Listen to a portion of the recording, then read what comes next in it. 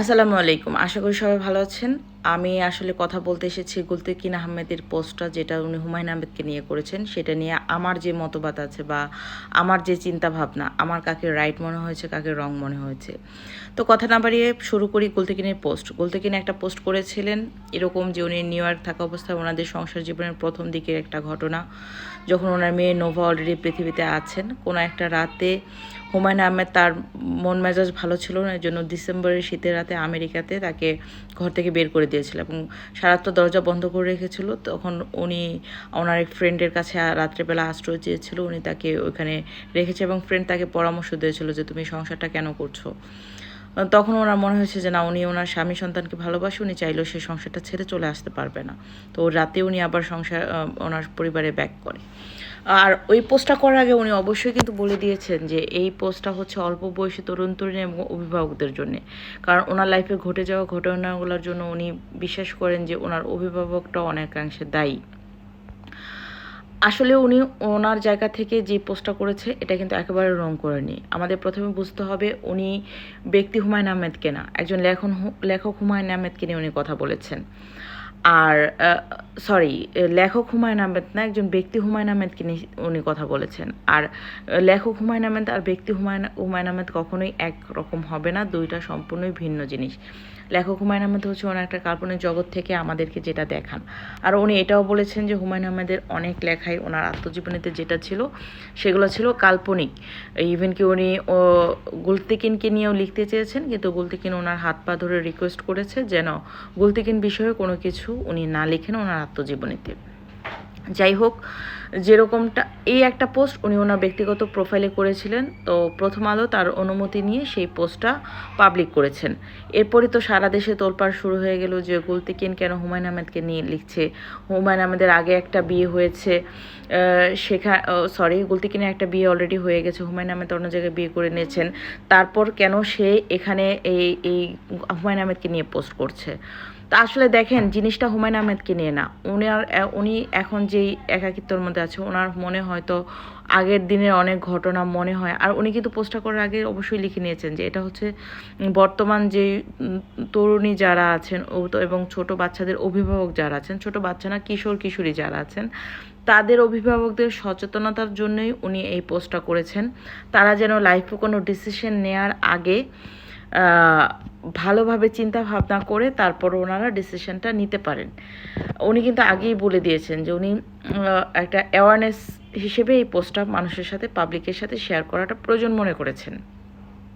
তো গুলতেকিনের জায়গায় গুলতেকিন 100% ওকে, ঠিক আছে। কিন্তু যদি ধরেন একজন লেখক হুমায়ূন আহমেদের কথা চিন্তা করি বা ব্যক্তি হুমায়ূন আহমেদ, উনি যেহেতু বর্তমানে পৃথিবীতে নেই, সেহেতু ওনাকে নিয়ে আসলে কোনো কথা বলাটা একেবারে অনুচিত সেটা বলবো না। বলা যেতে পারে একটা মানুষের সত্য মিথ্যা জাস্টিফাই করার জন্য মানুষ মারা যাওয়ার বহু বহু বছর পর তাকে নিয়ে কথা হয়।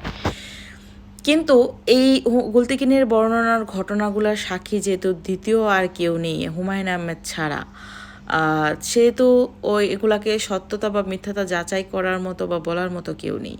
সেক্ষেত্রে এই জায়গায় হুমায়ূন আহমেদের জন্য আমার একটু সিম্পেথি কাজ করছে যে আসলে ওনার হয়ে বলার মতো, বা উনি যেহেতু পৃথিবীতে নেই। আর গুলতেকিনের যে ব্যাপারটা, গুলতেকিন যেহেতু অলরেডি আরেকজনকে বিয়ে করেছেন, ওইখানে সংসার করেছেন এবং কিছুদিন আগে ওনার হাজব্যান্ড, বর্তমান যে হাজব্যান্ড ছিল উনিও প্রয়াত। সেই ক্ষেত্রে আসলে এখন আর হুমায়ূন আহমেদকে নিয়ে ভাবাটা বা কথা বলাটাও আসলে রুচিবোধের মধ্যে পড়ে না। কারণ যাকে ত্যাগ করে এসেছে তার সমস্তটাই ত্যাগ করে এসেছে, তাকে আবার নতুন করে নিজের ব্রেনে মগজে নেওয়াটা আসলে উচিত না। ওনার বর্তমান হাজব্যান্ড নিয়েই এখন চিন্তাভাবনাতে থাকাতে উচিত। আর বাকি রইল হচ্ছে আপনার হুমায়ূন আহমেদের ফ্যামিলি বা যারা আছেন তাদের সবার কাছ থেকে মোটামুটি আসলে হুমায়ূন আহমেদ সম্পর্কে যেটা জানা গেছেন যে লেখক হুমায়ূন আহমেদ অনেক ভালো মানুষ হলেও ব্যক্তি হুমায়ূন আহমেদ সম্পর্কে কিন্তু কেউ খোলাসাভাবে ওরকম ভালো কোনো দিন ডিক্লেয়ার দিয়ে কিছু কোথাও বলেছে কিনা আমি আসলে জানি না। আর এই তো আমার কাছে মনে হচ্ছে যে টোটাল ব্যাপারটাই আমি পজিটিভলি নিয়েছি। গুলতেকিন একজন মানুষ হিসেবে আরেকজন মানুষ সম্পর্কে ওনার একটা এক্সপিরিয়েন্স শেয়ার করেছেন এবং মানুষকে সচেতন করতে চেয়েছেন। আর হুমায়ূন আহমেদ যেহেতু পৃথিবীতে নেই, ওনাকে নিয়ে আসলে কিছু বলাটাও এখন অনেকটা হাস্যকর। আপনারা আসলে কে কীভাবে নিচ্ছেন? আমার কাছে কিন্তু ব্যাপারটা খুব সিম্পল লেগেছে। অত আহামরি কিছু না যেটা নিয়ে মানুষ যেভাবে রিঅ্যাক্ট করছে। অনেকে বলছেন যে গুলতিকিনের আসলে দেওয়ার মতো পরিচয় এরকম নেই, যার জন্য হুমায়ূন আহমেদকে উনি এখনও পুঁজি করে চলছে, ওনার বর্তমান হাজব্যান্ডকে নিয়ে। আপনাদের একটা জিনিস বুঝতে হবে, উনি হাজব্যান্ড নিয়ে কথা বলছে না। উনি ওনার উনি একটা পুরুষ মানুষের আচরণ নিয়ে কথা বলেছেন।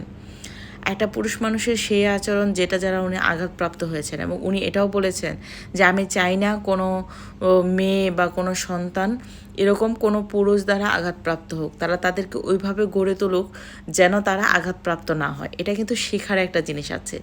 সব জিনিস থেকে নেগেটিভ জিনিস খুঁজে না বের করে চেষ্টা করবেন ভালো কিছু খুঁজে বের করার, যেটা নিয়ে আপনি কথা বলতে পারবেন বা আপনার শেখার কিছু আছে। তো আমার এটা মনে হয়েছে, ভাবলাম এটা নিয়ে অনেক কথা হচ্ছে, আমিও আমার ভিতরের কথাগুলো আসলে আপনাদের সাথে শেয়ার করি, তাই কথাগুলো বলা। এগুলো আপনারা কেউ পার্সোনালি নেবেন না, আর ভালো লাগলে অবশ্যই শেয়ার করে দেবেন। ভালো থাকেন, আল্লাহ হাফিজ।